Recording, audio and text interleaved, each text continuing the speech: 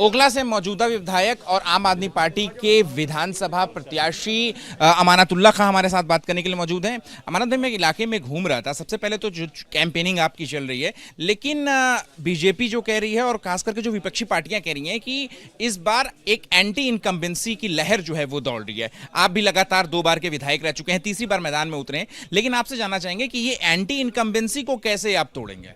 भाई साहब, है कहाँ एंटी इनकम्बेंसी? आपको लग रहा है? आप मेरे ऑफिस में देखिए, मैं आया हूँ, अभी आधा घंटा मुझे हुआ है और मैं इलाके में हूँ, तो कोई नहीं है। मैं क्योंकि जेल में था और 2 साल इन्होंने मुझे काम नहीं करने दिया, 2.5 साल तक परेशान रखा। 16 सितंबर 2022 से इन्होंने मुझे अरेस्ट किया, काम नहीं करने दिया। हेलो नमस्कार दोस्तों, कैसे हैं आप लोग? उम्मीद करता हूं आप सभी अच्छे होंगे। बीजेपी सांसद मनोज तिवारी जी ने आम आदमी पार्टी विधायक अमानतुल्लाह खान जी को अपराधी बोला। अमानतुल्लाह खान जी ने बीजेपी सांसद जी को किस तरीके से जवाब दिया, आगे देखने के लिए बने रहे हमारे साथ एंड तक। और जो लोग हमारे चैनल में पहली बार आए, हमारे चैनल को प्लीज सब्सक्राइब करें। ने दिया, फिर जेल में डाला, सारी एजेंसियां पीछे लगा दी, ईडी, सीबीआई, एसीबी, तमाम एजेंसियां पीछे लगा दी। जो मैं इलाके के लिए कोरोना के बाद काम करना चाहता था, उस स्पीड में काम नहीं कर पाया। काम चल रहे थे, लेकिन अब 2 महीने से मैं जेल से बाहर आया हूं और मैंने तकरीबन ऑलमोस्ट जितने भी काम थे वो कंप्लीट कर दिए, कंप्लीट हो रहे हैं। तो अब लोगों में जो चीज़ थी वो ख़त्म है और वही लोग मुझे बुला रहे हैं। अभी तो आपको अपराधी बुला रही है। अभी मैंने मनोज तिवारी से बात करी, वो मैंने आपका नाम लिया तो वो कह रहे हैं कि वो तो अपराधी हैं, वो जेल से छूट करके आए हैं, गंदा पानी देते हैं, सड़कें नहीं बनी हुई। अपराधी किसको कहते हैं? कोई अपराध साबित हुआ? मनोज तिवारी हैं क्या? मनोज तिवारी लड़ लेते यहाँ से चुनाव मेरे सामने। मनीष को उन्होंने लड़ाया, मनोज तिवारी लड़ लेते। मनोज तिवारी जिस जुबान का इस्तेमाल करते हैं वो उनके लिए अच्छा नहीं है। अपराधी तब होता है जब अपराध साबित हो। मेरे पास कोई साबित नहीं हुआ, तमाम केसेस में मैं बरी हूँ। अभी मेरे पे 19 मुकदमे इन्होंने कर रखे फर्जी। ये ईडी वाला मुकदमा फर्जी था, सीबीआई वाला मुकदमा फर्जी है, एसीबी वाला मुकदमा फर्जी है और तमाम चीज़ों में साबित हुआ। आज तक कहीं करप्शन का 1 रुपया ये कहीं साबित नहीं कर पाए। सब जगह मुँह की खाई है इन्होंने, झूठे मुकदमे किए। सीबीआई ने मुझ पर जो FIR दर्ज की थी, वो उसमें यह चार्जशीट सबमिट की, उसमें करप्शन नाम था ही नहीं, करप्शन लफ्ज़ ही नहीं था। लेकिन वो ईडी के अंदर करप्शन चार्जेस आ गए, कहाँ से आ गए?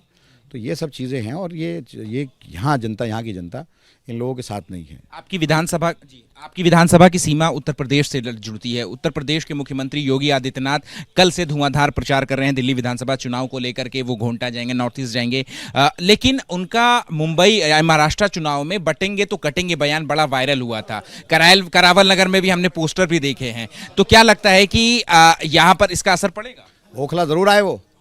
मैं कह रहा हूँ कि वो पूरी दिल्ली में आए ना आए, लेकिन ओखला में ज़रूर आए और अपना देखें वो कि ओखला क्या है। ओखला में नफ़रत नहीं चलती। ओखला में जितना वोट मुझे मुसलमान भाई देते हैं उतना ही वोट मुझे हिंदू भाई भी देते हैं। तो वो ओखला में ज़रूर आए। यहाँ 5 वार्ड हैं।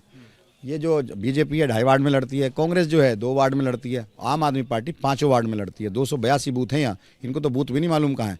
282 बूथ पर बराबर वोट मिलता है हमको, इसीलिए हमारी मार्जिन जो है यहाँ जो है हज़ारों में पहुँचता है। 72-73 हज़ार वोटों से जीते थे पिछले इलेक्शन बीजेपी से, उससे पहले 64,000 से जीते थे और इस बार उनको उससे भी ज़्यादा वोटों से हराएंगे बीजेपी को इंशाल्लाह। कल आप एक जनसभा को संबोधित कर रहे थे, उसमें आपने एक नया वर्जन दिया। आपने कहा कि बटोगे तो फिर बीजेपी जीत जाएगी। इसका क्या मतलब? सेकुलर वोट को जिस तरह से तकसीम करने की साजिश कर रहे हैं, एक नहीं कई कैंडिडेट अपने लड़ा रहे हैं।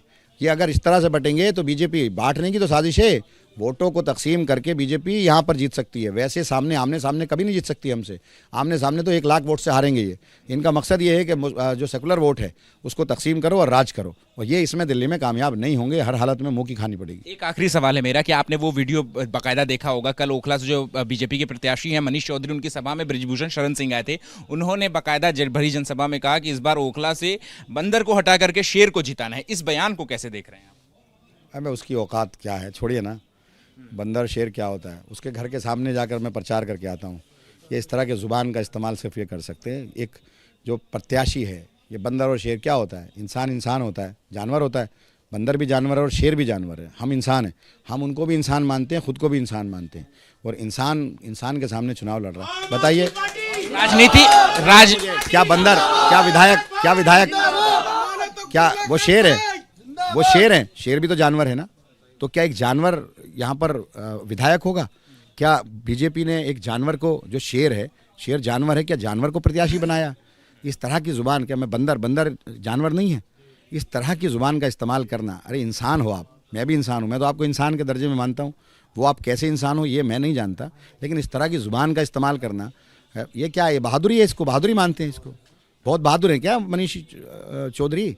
बहादुरी इसको मानते हैं, बहादुरी इसको मानते हैं कि आप पानी दो, बहादुरी इसको मानते हैं कि आप लोगों के काम करो, अस्पतालों में इलाज कराओ, बहादुरी इसको मानते हैं कि आप मोहब्बत से रहो। व्यक्तिगत हमारे हमले विधानसभा में नफरत नहीं है, यहाँ हिंदू मुसलमान एक प्लेट में खाना खाता है। तो ये व्यक्तिगत हमले जो पर्सनल अटैक किया गया आपके ऊपर, वही मैं कह रहा हूं कि बंदर की संज्ञा या किसी भी जानवर की संज्ञा देना कितना सही है? बिल्कुल गलत है भाई। इंसान इंसान होता है, मैं तो इंसान हूँ, आप इंसान की हैसियत से आप मुझसे बात कर रहे हो। अमानतुल्लाह एक इंसानियत है, मनीष चौधरी भी इंसानियत है। तो इंसान सबसे बड़ी चीज़ है और इंसानियत सबसे बड़ी चीज़ है। ये राजनीति में आकर के मर्यादा को नहीं खोना चाहिए। शुक्रिया बात करने के लिए। कैमरा पर्सन सुनील कुमार के साथ Ahmed Bilal, ABP news, Delhi. For exclusive and insightful videos, subscribe to our